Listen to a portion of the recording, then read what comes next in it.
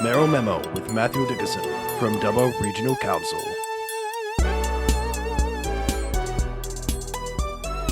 Dubbo Council is planning to enter into a planning agreement with Squadron Energy for a new wind farm project at Spices Creek. What does this mean for the community?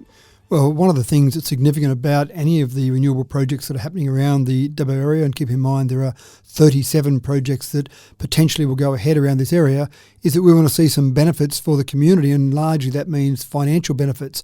The individual landholders obviously get paid some money, but we also want to see benefits come through to the community and see what we can do with that. Now, this particular one is a new framework we've created where we're asking all of these renewable proponents to give council 1.5% of the capital investment value, the CIV of the project. To give you an idea of what that means in real terms, this project is approximately a $2 billion project. That's the number in the environmental impact statement for the project. Our 1.5% of that is obviously $30 million. And the way that would work is that you would divide that by the length of the project, so say 30 years, and then you get paid that on an annual basis with CPI. So it would mean in the first year of the project starting, that'd be $1 million that Dubbo Regional Council would have. Each year after that, $1 million plus CPI. One of the things that's tricky with that is that we also put constraints on where that money can be spent. So it needs to be spent in the area around Spices Creek, and you might have a radius, say, of 20 kilometres where most of that money needs to be spent, rather than, say, taking the money from Spices Creek and then putting it into the main street of Dubbo, which obviously doesn't really help the people around where that project's being built. One further minor complication is that this project, the proposed project at this stage, the State Significant Development Application says 117 wind turbines in this particular project, 700 megawatt in total, but only 106 of those are in the Dubbo Regional Local Government area. The other 11 are in the Warrumbungle Shire Council area. And so from that perspective, this planning agreement only applies to the 106 that are in Dubbo, and you've then got to look at Warrumbungle doing a separate agreement with Squadron in relation to their 11 turbines. Right, okay. So, and then from here, what are the next steps for this project? Well, we've got to basically sign this with Squadron. We negotiated with Squadron to the point where they were happy with this, which is then we took it through council last week, so it's now been resolved by council to enter into that. I'm assuming there'll be no problems with that because council's agreed, Squadron had agreed previously. So once that's signed, that still sits there because they've still got to finish off their planning processes. They still haven't got approval for this project yet. So there's still a significant number of steps that they've got to go through. Now, we aren't the consent authority. The consent authority is the New South Wales Department of Planning. They've got to go through their steps, but one of those steps is to have sat down and negotiated a planning agreement with the local council. So presumably that part can be ticked off now. I would estimate it's probably 2 years away for the steps they've got to finish off, and that's only my estimation, not Squadron's estimation, but still 2 years away before they reach what is called financial close.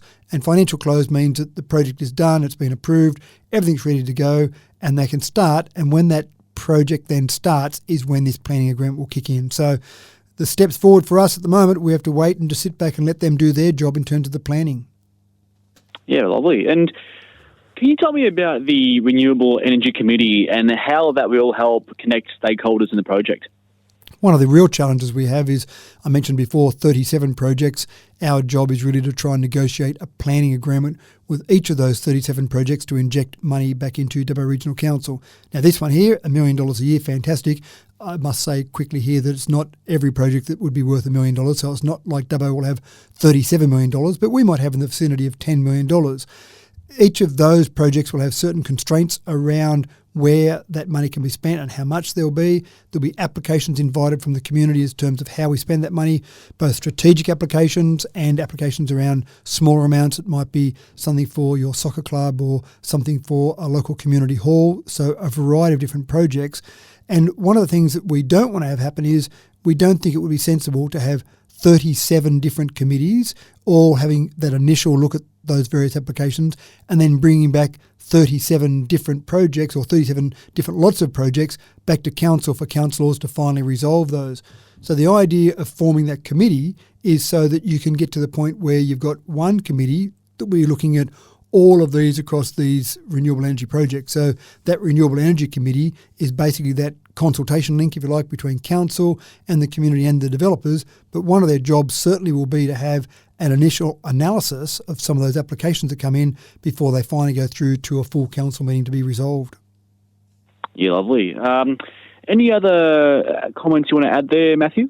Well, probably the thing I did mention briefly, but the really important part of this is that sometimes people love renewables or they're not in favour of renewables and they want to talk to council about that. We're happy to talk to anyone about renewables, but the important part about all of this, Stephen, is that we are not the consent authority. So we can't make them go ahead. If you're a lover of renewables, we can't stop them if you don't like renewables. Our job really is to see what we can do to benefit our community. The state government, the New South Wales Department of Planning, will be the consent authority. They'll go through a number of rigorous processes before any of these get approval.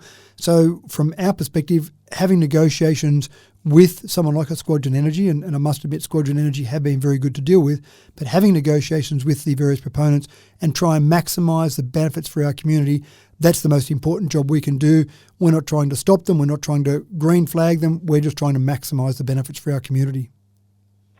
Yeah, fantastic. And just before we finish up, just to switch focus a bit, the New South Wales Junior Touch State Cup's back in Dubbo this weekend. How is prep going for that? And what are you looking at in terms of numbers again this year? Yeah, look, I've been practicing some of my side steps just so I don't look so silly when I have to go and launch the event this weekend. So numbers are looking fantastic. They've got obviously the full complement of teams. We still expect that we'll have 7,000 people or thereabouts. Motels are completely booked out for the weekend. We've got surrounding towns that have got motels booked out. Hospitality places are ramping up to get all that food that's going to be served. It's a really exciting time because I remember last year's I walked around not just the touch footy fields, but just walking around the town. There was a buzz of activity. There was lots of people around. There were people you could tell from touch footy. They still had some of their uniforms on, but you were just seeing a whole range of new people who were just excited to be here, and they loved the quality of what they saw. So I received many comments about things like the quality of our sporting fields, even just the accessibility of the various fields, how easy they were to get to. So I'm sure will be another exciting weekend.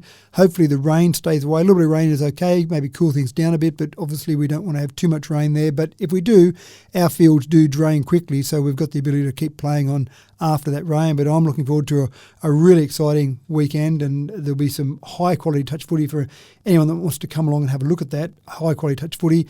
Just keep in mind there are some different traffic restrictions in place around where the touch footy is, so just have a look at that if you do travel down around the Lady Cutler Ovals, around Macquarie Street, down around Bligh Street, some of those areas there. Just be conscious of that. If you do try and go to some of those areas, there may be some traffic restrictions in place. Fantastic. Well, thanks again, Matthew, for the chat. All the best with the wind farm project and with this weekend too. Hopefully it all goes well. You get some great numbers out there. But thanks again for the chat, mate. Always my pleasure, Stephen. Thank you. No worries.